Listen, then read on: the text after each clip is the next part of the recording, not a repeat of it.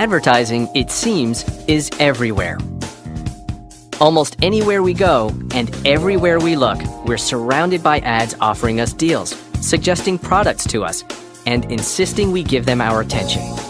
By some estimates, with online ads, we may see thousands of ads each day.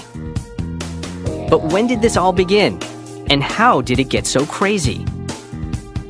The history of advertising is really the history of communication. Every time a new technology is invented that allows people to communicate with each other, advertisers use it to sell more stuff to their customers.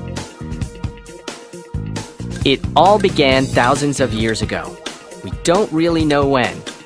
We do know that around 2000 BCE, Egyptians were announcing messages to the public by carving on stone and wooden tablets.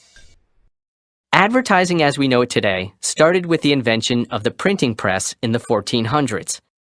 That led to the rise of newspapers. And right along with it, drumroll please, newspaper advertisements. The first classified ads appeared in 1631, and the world's first magazine, The Tatler, was published in England in 1709.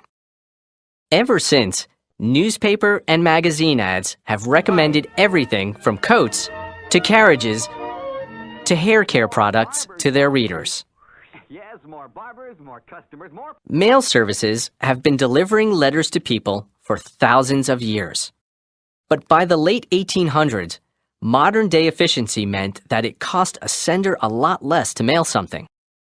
Companies like Montgomery Ward and Sears and Roebuck began sending postcards and catalogs as advertisements directly to customers, and direct marketing was born. Now you know who to say thanks to for that mailbox full of junk mail. The radio came along in 1921, and it wasn't long until radio hosts were mentioning products on the air. Makers of Johnson's Wax products for home and industry present Fibber McGee and Molly, aided and abetted by... The automobile became widespread in the early 20th century, and soon drivers touring the countryside were greeted by billboards telling them where to buy gas for the car. The television was invented in 1927, and the first television commercial debuted in 1941, entertaining viewers and providing advertisers with one of the most effective forms of advertising ever created. Isn't it beautiful? And it's a perfect timepiece, too. And it was only another 30 years before that other great invention was born, the infomercial. The AeroBed sells for $150. Then, cell phones became popular in the 80s. The World Wide Web, or the Internet, in the 90s, and Facebook, Twitter, and YouTube in the 21st century.